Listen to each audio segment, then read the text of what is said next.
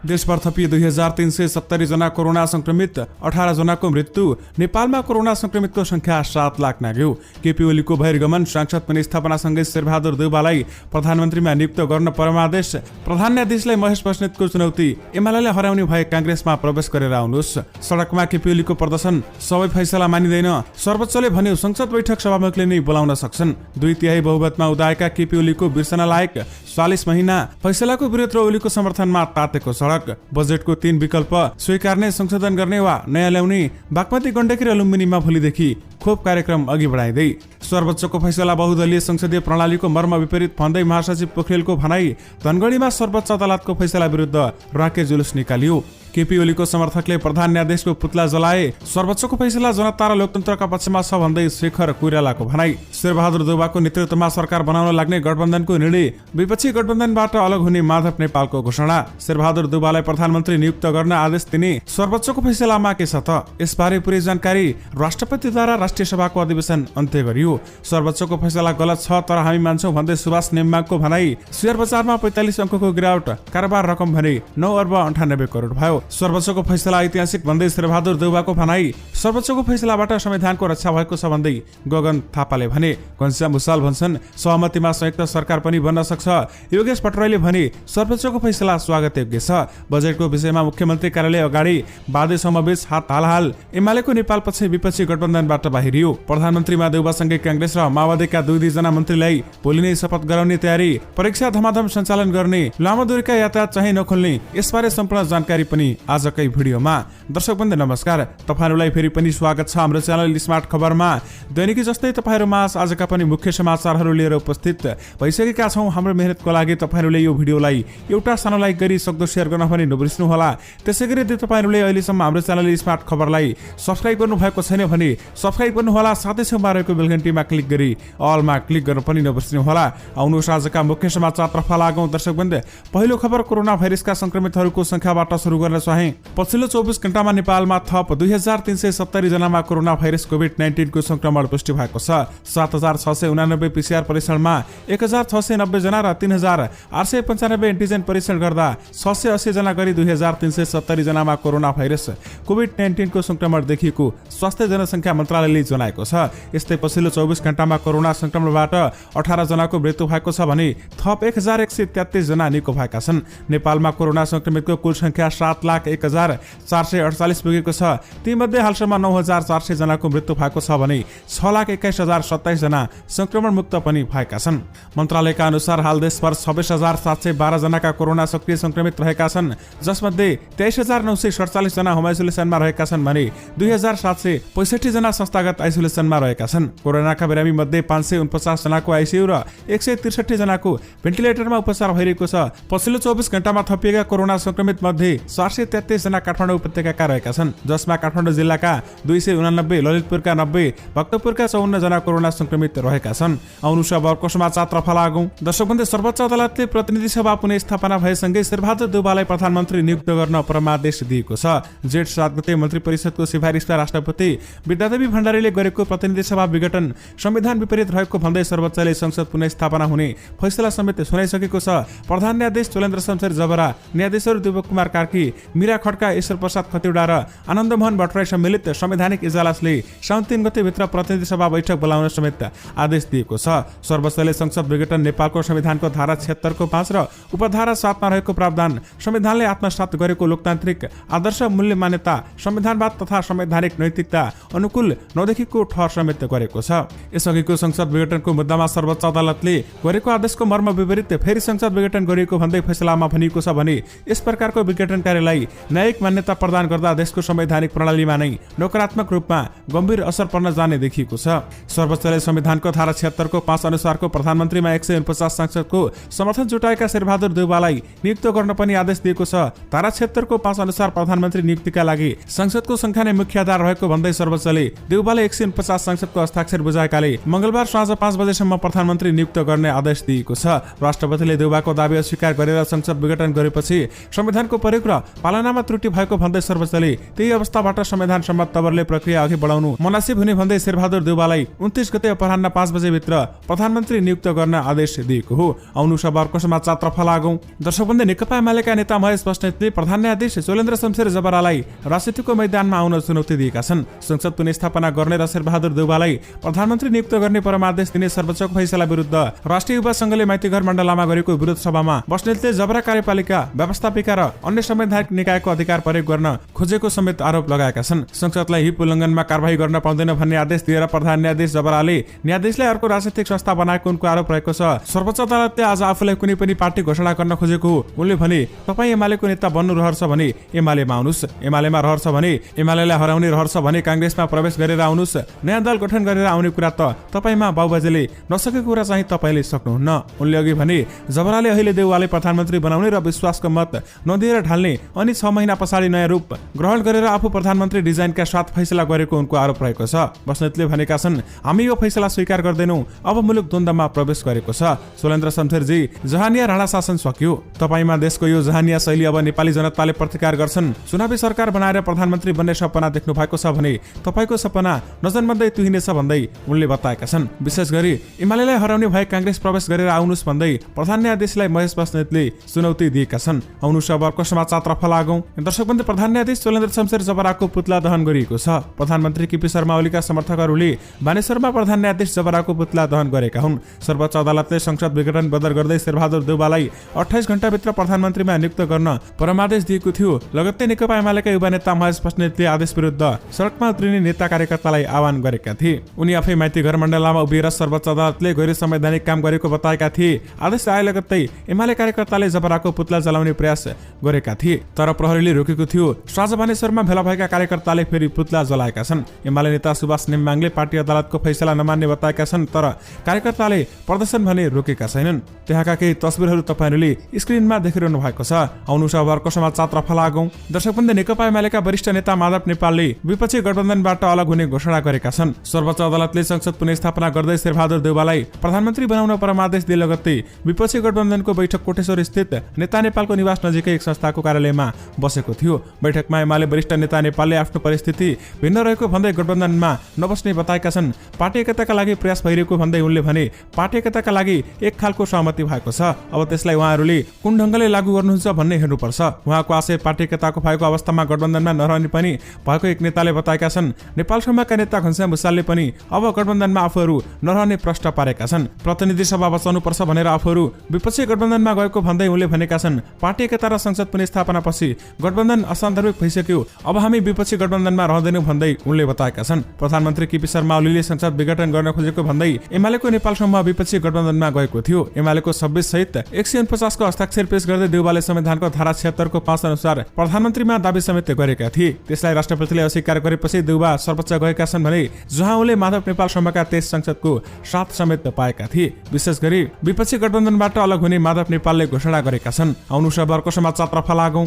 दर्शकबन्धु, नेकपा एमालेको संसदीय दलका उपनेता सुभाष नेम्बाङले प्रतिनिधि सभा पुनर्स्थापना गर्ने सर्वोच्च अदालतको फैसला गलत भए पनि स्वीकार गर्ने बताएका छन्। नेकपा एमाले संविधान लोकतान्त्रिक मूल्य र मान्यता मान्ने शक्ति भएकाले अदालतको फैसला मान्ने नेम्बाङले बताएका छन्। यो फैसलाप्रति सहमत हुन सक्ने ठाउँ देखिँदैन, तर यति हुँदाहुँदै पनि कानूनको शासन र लोकतन्त्रमा विश्वास गर्ने शक्ति भएको कारण सर्वोच्च अदालतको यो गलत निर्णयलाई पनि हामी मान्छौं भन्दै नेम्बाङले भनेका छन्। उनले संविधान लोकतान्त्रिक मूल्य र मान्यता बमोजिम निरन्तर संघर्षमा जाने पनि बताएका छन्। अदालतको फैसलाले गम्भीर प्रश्न उठ्ने स्थिति आएको भन्दै नेम्बाङले बताए संविधान, संवैधानिक अभ्यास र संसदीय प्रश्नहरूमाथि समेत प्रश्न उठ्ने गरी फैसला आएको उनले बताएका छन्। विशेष गरी सर्वोच्चको फैसला गलत छ, तर हामी मान्छौं भन्दै सुभाष नेम्बाङले भनेका छन्। आउनु सबरको समाचारतर्फ लागौं। दर्शकबन्धु, नेपाली कांग्रेसका सभापति शेरबहादुर देउबाले सर्वोच्च अदालतको फैसला ऐतिहासिक भएको बताएका छन्। अदालतले आफूलाई प्रधानमन्त्री बनाएको भन्दा संविधान विपरीत गरेको कदमलाई सच्याएको उनले बताएका छन्। संसद विघटनलाई बदर गरेको सर्वोच्चले देउबालाई आज साँझ 5 बजेसम्म प्रधानमन्त्री नियुक्त गर्न आदेश समेत दिएको छ। यसबारे सञ्चारकर्मीहरूलाई संक्षिप्त प्रतिक्रिया दिएका देउबाले भने निष्पक्ष र धम्कीसँग नडराउने अदालतको लोकतन्त्र, न्याय र विधिको शासनलाई बचाएको छ। सरकार गठनबारे सोधिएका प्रश्नमा उनले गठबन्धनमा आबद्ध दलहरूसँग छलफल गर्ने जानकारी समेत दिएका छन्। विशेष गरी सर्वोच्चको फैसला ऐतिहासिक छ भन्दै शेरबहादुर देउबाले भनेका छन्। आउनु सबरको समाचारतर्फ लागौं। दर्शकबन्धु, सुदूरपश्चिम प्रदेश सरकारले बाधे समुदायको वृत्ति विकास सिपमूलक पेशा व्यवसाय प्रवर्धनका लागि छुट्याएको बजेटमा विवाद भएको छ। प्रदेश सरकारले आगामी आर्थिक वर्ष 2078-79 को लागि वादी समुदायको हक हितमा काम गर्ने भन्दै 3 करोड बजेट छुट्याएपछि वादी उत्थान विकास समिति 2 समूहमा विभाजन भएको छ। दुवै समूहले आफूहरू आधिकारिक भएको दावी गरेपछि आइतबार दिउँसो मुख्यमन्त्री तथा मन्त्री परिषदको कार्यालय अगाडि 2 समूह बीच हात हालहाल भएको थियो। प्रदेश सरकारले छुट्याएको 3 करोड रकम दुरुपयोग हुने आशंका बढेको भन्दै वादी उत्थान विकास समितिकी सुदूरपश्चिमकी अध्यक्ष रमादेवी वादीको समूहले मुख्यमन्त्री त्रिलोचन भट्टलाई आइतबार ज्ञापन पत्र समेत बुझाएको छ। विशेष गरी बजेटका विषयमा मुख्यमन्त्री कार्यालय अगाडि वादी समुदाय बीच हात हालहाल भएको छ। आउनु सबरको समाचार तर्फ लागौं। दर्शकवृन्द, नेपाली कांग्रेसका सभापति शेरबहादुर देउवाले 5औं पटक प्रधानमन्त्रीका रूपमा आज मंगलबार शपथ लिने तयारी गरेका छन्। देउवा निकट स्रोतका अनुसार शपथ ग्रहणका लागि राष्ट्रपति कार्यालयबाट उनलाई निम्ति आइसकेको छ। आज साँझसम्म शपथ लिने तयारी गरेका देउवाले सुरुमा सानो आकारको मन्त्री परिषद बनाउने तयारी गरेका छन्। स्रोतले भने अनुसार देउवाको मन्त्रीमण्डलमा आज कांग्रेसका तर्फबाट 2 र माओवादी केन्द्रका 2 जना मन्त्रीले शपथ लिनेछन्। नामका विषयमा मंगलबार बिहान बैठक बसेर टुङ्गो लगाउने दुवै पार्टीका नेताहरूले समेत बताएका छन्। गठबन्धनमा रहेको जसपामा भने निर्वाचन आयोगमा विचाराधीन पार्टीको विवाद टुङ्गो लागेपछि मात्रै सरकारमा जाने एक नेताले बताएका छन्। पार्टीको विवाद समाधान नगरी सरकारमा जाँदा राम्रो सन्देश नजाने भएकाले केही दिन पर्खिने निर्णय भएको ती नेताको भनाइ रहेको छ। गठबन्धनमा रहेको एमालेको नेपाल समूहले भने अदालतको फैसलासँगै परिस्थिति फेरिकाले पहिले पनि पार्टी एकतामै जोड दिने संकेत गरिसकेको छ। सोमबार बसेको गठबन्धन बैठकमा पनि नेता माधव नेपालले यो कुरा बताइसकेका छन्। विशेष गरी प्रधानमन्त्रीमा शेरबहादुर देउवासँगै कांग्रेस र माओवादीका 2 जना मन्त्रीलाई आज नै शपथ गराउने तयारी गरिएको छ। आउनु सबरको समाचार तर्फ लागौं। दर्शकवृन्द, सरकारले परीक्षा सुचारू गर्नु अनुमति दिए पनि लामो दूरीका यातायात सञ्चालन नहुँदा विद्यार्थीलाई समस्या परेको छ। त्रिभुवन विश्वविद्यालयले सन् 5 देखि नै परीक्षा सञ्चालन गर्ने कार्यतालिका सार्वजनिक गरिसकेको छ, तर सरकारले भने अझै लामो दूरीको सार्वजनिक यातायात खुलाएको छैन। त्रिविले सन् 5 देखि स्नातक तहको दोस्रो वार्षिक परीक्षा सञ्चालन गर्दैछ भने 10 गतेबाट पहिलो वार्षिक परीक्षा सञ्चालन गर्ने तालिका सार्वजनिक गरेको छ। त्यसपछि स्नातकोत्तर तहको परीक्षा तालिका सार्वजनिक समेत भइसकेको छ भने कोभिड महामारीको दोस्रो लहर सुरु भएसँगै सरकारले वैशाख 16 देखि लामो दूरीका सार्वजनिक यातायात बन्द गरेको थियो। अधिकांश जिल्लामा निषेधाज्ञाको कारण छोटो दूरीका सार्वजनिक यातायात पनि बन्द भएका थिए। कोभिड संक्रमणको दर घट्दै गएपछि हाल छोटो दूरीका सार्वजनिक यातायात सञ्चालन भए पनि लामो दूरीको यातायात भने अझै सञ्चालन हुन सकेका छैनन्। सार्वजनिक यातायात नखुले पनि व्यवसायले सेटिङमा 4-5 गुणा बढी भाडा लिएर यात्रु ओसाइरहेका छन्। निजी नम्बर प्लेटले अत्यावश्यक कामको लागि भन्दै जिल्ला प्रशासन कार्यालयबाट पासले यात्रु ओसार्ने काम गरिरहेका छन्। विशेष गरी परीक्षा थमाथम सञ्चालन गर्ने तयारी भइरहेको छ भने लामो दूरीका यातायात चाहिँ अहिलेसम्म खुलेका छैनन्। आउनु सबरको समाचार तर्फ लागौं। दर्शकवृन्द, सर्वोच्च अदालतले प्रतिनिधि सभा विघटन बदर गर्दै शेरबहादुर देउवालाई प्रधानमन्त्री नियुक्तिका लागि परमादेश दिएपछि प्रधानमन्त्री केपी शर्मा ओलीका समर्थकले सडक प्रदर्शन गरेका छन्। सोमबार सर्वोच्च अदालत नजिकै माइतीघर मण्डलमा गरेको प्रदर्शनमा उनीहरूले फैसला मानिँदैन लेखेका ब्यानर सहित देखाएका छन्। आउनु सबरको समाचार तर्फ लागौं। दर्शकवृन्द, सर्वोच्च अदालतले प्रक्रियागत रूपमा प्रतिनिधि सभाको बैठक नबोलाइएमा सभामुखले नै बैठक बोलाउन सक्ने फैसला गरेको छ। संसद अधिवेशन सरकारको सिफारिसमा राष्ट्रपतिले गर्ने संवैधानिक व्यवस्था छ, तर यो प्रक्रिया अनुसार यदि बैठकमा नबोलाइएमा सभामुखले नै बैठक बोलाउन सक्ने सर्वोच्च अदालतले सोमबार फैसला सुनाएको छ। विशेष परिस्थितिमा यदि प्रक्रियासंगत रूपमा प्रतिनिधि सभाको अधिवेशन वा बैठक बोलाइएन भने सभामुखको अग्रसरताका प्रतिनिधि सभाका बैठकहरूले पनि बैठक गरी संविधान प्रदान गर्ने गरी अख्तियारी प्रयोग गर्नुपर्ने व्यवस्था रहन्छ भन्दै फैसलामा भनिएको छ। प्रतिनिधि सभाको बैठक बोलाउनु, अधिवेशन आह्वान गर्नु जस्ता विषय प्रक्रियागत मात्र भएको उल्लेख गर्दै प्रक्रियागत कुरामा अल्झेर सार्वभौम जनताका लागि प्रतिनिधि सभाको उत्तरदायित्व संलग्नता रहने प्रभावित हुन नहुने फैसलामा उल्लेख गरिएको छ। राज्यको शासन व्यवस्थामा सार्वभौम जनताका प्रतिनिधिको उत्तरदायित्व संलग्नतापूर्ण मूल र सार्वजनिक विषय हुन्छ भन्दै भनिएको छ। विशेष गरी संसद बैठक सभामुखले पनि बोलाउन सक्छ भन्दै सर्वोच्चले भनेको छ। आउनु सबरको समाचार तर्फ लागौं। दर्शकवृन्द, सर्वोच्च अदालतले संसद विघटनको निर्णय बदल गरेसँगै शेरबहादुर देउवालाई प्रधानमन्त्री नियुक्त गर्ने आदेश दिएसँगै आगामी आर्थिक वर्ष 2078-79 को बजेटबारे अन्यल बढेको छ। जेठ 7 गते प्रतिनिधि सभा विघटनपछि अर्थमन्त्री विष्णु पौडेलले जेठ 15 गते अध्यादेश मार्फत बजेट सार्वजनिक गरेका थिए। संसद पुनर्स्थापना भएपछि र नयाँ सरकार बनेपछि त्यो बजेट के हुन्छ भन्ने अन्यल बढेको हो। बजेट जेठ 15 मा लाई पनि कार्यान्वयन साउन 1 देखि हुने बताइएको छ, तर नयाँ आर्थिक वर्ष सुरु हुने 2 दिन अघि मात्र सरकार परिवर्तन हुँदैछ। बजेट अध्यादेशले गरेका कतिपय लोकप्रिय घोषणा उल्टाउन नसकिने अवस्थामा रहेकाले उक्त सत्तारोहण गर्ने गठबन्धनले बजेटबारे लिने निर्णयलाई महत्त्वका साथ हेरेको छ। संविधानमाथि तथा राष्ट्रिय सभा सदस्य राधेश्याम अधिकारीले सरकारले अध्यादेश जस्ताको तस्तै स्वीकार गर्ने, संशोधन सहित पास गर्ने वा पुरानो अध्यादेश निष्क्रिय गरेर नयाँ बजेट विधेयक संसदमा पेश गर्ने विकल्प खुला रहेको बताउँछन्। नयाँ सरकारले जे चाहन्छ त्यसै अनुसार बजेट कार्यान्वयनमा जान्छ भन्दै उनले भनेका छन्। सरकारले आर्थिक वर्ष विधेयक राष्ट्रिय सभामा पेश गरेको छ। संसद नभएका बेलामा सरकारले ल्याएको अध्यादेश संसद अधिवेशन सुरु भएको र 2 महिनाभित्र पारित नभए स्वतः निष्क्रिय हुने व्यवस्था रहेको छ भन्दै बताइएको छ। विशेष गरी सरकारले ल्याएको बजेटको अन्यल बढेको छ। आउनु सबरको समाचार तर्फ लागौं। दर्शकवृन्द, सरकारले आज मंगलबारदेखि 3वटा प्रदेशमा कोभिड-19 विरुद्धको कोभिसिल्ड खोप कार्यक्रम सञ्चालन गर्ने भएको छ। स्वास्थ्य जनसङ्ख्या मन्त्रालयका प्रवक्ता डाक्टर कृष्ण पौडेलका अनुसार सोमबार बसेको स्वास्थ्य जनसङ्ख्या मन्त्री परिषदीय बैठकले आज मंगलबारदेखि नै खोप सञ्चालन गर्ने निर्णय भएको बताएका छन्। मन्त्री परिषद स्तरीय निर्णय बमोजिम नै बागमती गण्डकी र लुम्बिनी प्रदेशमा मंगलबारदेखि नै खोप कार्यक्रम सञ्चालन हुने व्यवस्था स्वास्थ्य सेवा विभागको खोप महाशाखा प्रमुख डाक्टर झलक शर्मा गौतमले बताएका छन्। चिनिया कम्पनी सिनोफार्मसँग खरिद सम्झौता भएको मध्ये 8 लाख खोप शुक्रबार काठमाडौँ आएसँगै सरकारले खोप अभियान सञ्चालन गर्न लागेको हो। सरकारले 40 लाख खोप खरिदका लागि सिनोफार्मसँग नन डिक्लोजेबल एग्रिमेन्ट गरेको थियो। साउन 8 गतेसम्म थप 2 उडान मार्फत बाँकी खोप ल्याउने सरकारको योजना रहेको छ। खोपको उपलब्धता बढेसँगै खोप अभियान कार्यक्रमलाई निरन्तरता दिने र अन्य प्रदेशमा पनि छिट्टै खोप कार्यक्रम सञ्चालन हुने डाक्टर पौडेलले जानकारी दिनुभएको छ। विशेष गरी बागमती गण्डकी र लुम्बिनीमा आजदेखि खोप कार्यक्रम सञ्चालन भएको छ। आउनु शनिबारको समाचारतर्फ लागौं। दर्शकवृन्द, नेकपा एमालेका महासचिव ईश्वर पोखरेलले सर्वोच्च अदालतको फैसला बहुदलीय संसदीय प्रणालीको मर्म विपरीत भएको टिप्पणी गरेका छन्। प्रतिनिधि सभा विघटन बदर गर्ने सर्वोच्चको फैसलामा एमालेको स्पष्ट विमति रहेको उनको भनाइरहेको छ। सर्वोच्चको आदेशबारे सोमबार पत्रकारहरूलाई संक्षिप्त प्रतिक्रिया दिँदै महासचिव पोखरेलले सर्वोच्चको आदेशले बहुदलीय संसदीय प्रणालीको मर्म विपरीत लोकतन्त्रमा आघात पुर्याउने काम गरेको टिप्पणी गरेका छन्। प्रतिनिधि सभा विघटन बदर गर्ने सर्वोच्च अदालतको फैसलालाई एमाले बहुदलीय संसदीय प्रणालीको मर्म विपरीत र शक्ति पृथकीकरणको सिद्धान्तको खिलाफको रूपमा बुझेको उनको भनाइरहेको छ। विशेष गरी सर्वोच्चको फैसला बहुदलीय संसदीय प्रणालीको मर्म विपरीत छ भन्दै महासचिव ईश्वर पोखरेलले भनेका छन्। आउनु शनिबारको समाचारतर्फ लागौं। दर्शकवृन्द, धनगढीमा सर्वोच्च अदालतको फैसला विरुद्ध राके जुलुस प्रदर्शन गरिएको छ। नेकपा एमाले निकट युवा संघ नेपाल र अन्य राष्ट्रवियु कैलालीले प्रतिनिधि सभा विघटन गर्ने पुनर्स्थापना गर्ने सर्वोच्चको फैसला विरुद्ध राके जुलुस सहित प्रदर्शन गरेको हो। सो क्रममा उनीहरूले प्रधान न्यायाधीश सुलेन्द्र शमशेर जबरा विरुद्ध नाराबाजी गर्ने पुतला समेत दहन गरेका छन्। धनगढी स्थित मुख्यमन्त्री कार्यालय अगाडि नै उनीहरूले नाराबाजी गर्दै जबराको पुतला जलाएका हुन्। सर्वोच्च अदालतले सोमबार प्रधान न्यायाधीशको सिफारिसमा राष्ट्रपतिले गरेको प्रतिनिधि सभा विघटनलाई बदर गर्दै कांग्रेस सभापति समेत रहेका शेरबहादुर देउवालाई प्रधानमन्त्रीमा नियुक्त गर्ने परमादेश दिएको थियो। अदालतले प्रधानमन्त्रीमा केपी शर्मा ओलीको दाबी नपुग्ने ठहर गरेको छ। विशेष गरी धनगढीमा सर्वोच्च अदालतको फैसला विरुद्ध राके जुलुस निकालिएको छ।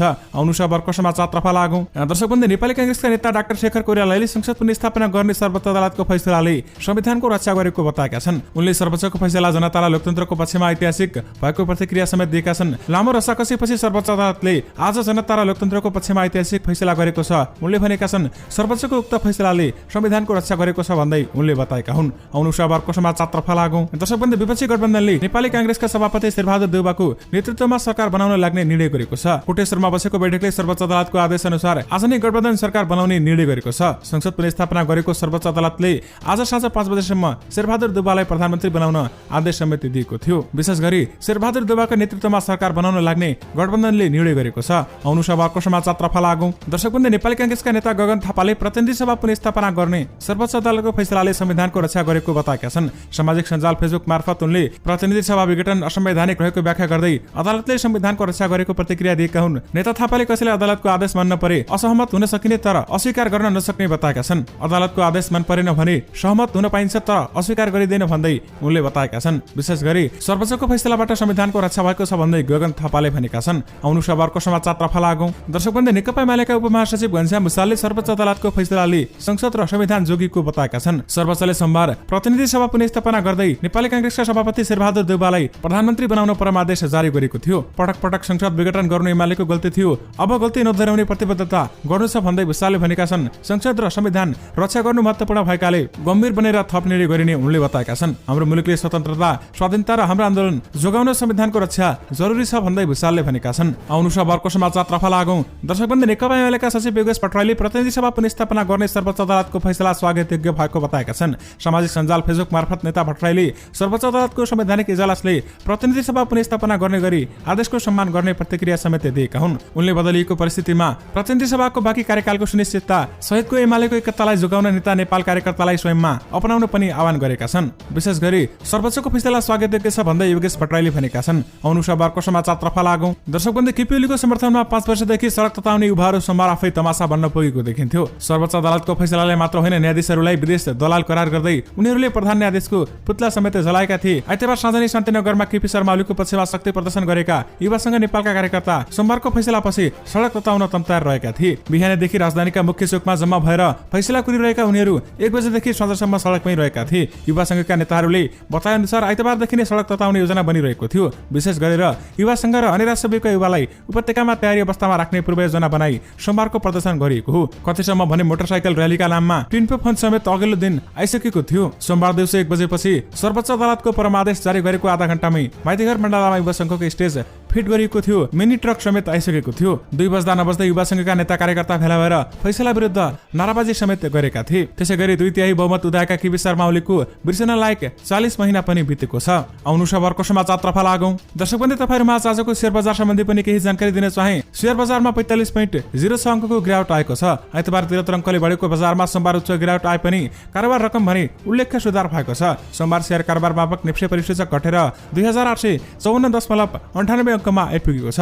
1.55% घटेको बजारमा कारोबार रकम भने 9 अर्ब 98 करोड पुगेको छ। क वर्गको कारोबार गर्ने सेन्सिटिभ इन्डेक्स सोमबार 8.58 अङ्कले ओह्रालो लागेको छ। सोमबार दोस्रो बजारमा 229 कम्पनीको 2,38,21,104 किता शेयर 92,152 पटक कारोबार भएको थियो। आज समृद्धि फाइनान्स कम्पनीको शेयर मूल्यमा 5.24% को बढोत्तरी आएको छ। विशेष गरी शेयर बजारमा 45 अङ्कको गिरावट आएको छ भने कारोबार रकम भने 9 अर्ब 98 करोड पुगेको छ। आउनु सबरको समाचारतर्फ लागौं। दर्शकबन्धु, राष्ट्रपति विद्यादेवी भण्डारीले राष्ट्रिय सभाको अधिवेशन अन्त्य गरेकी छिन्। सोमबार संघीय संसदको महासचिव डाक्टर भरतराज गौतमले विज्ञप्ति जारी गरेर राष्ट्रिय सभाको अन्त्य भएको जानकारी दिएका छन्। दर्शकबन्धु, सँगै तपाईहरुमा आजका सबै मुख्य समाचारहरू राखिसकेका छौं। फेरि पनि तपाईहरुमा नयाँ रिपोर्टहरूको साथमा उपस्थित हुने नै छौं। अहिलेलाई भने मलाई बिदा दिनुस्। नमस्कार।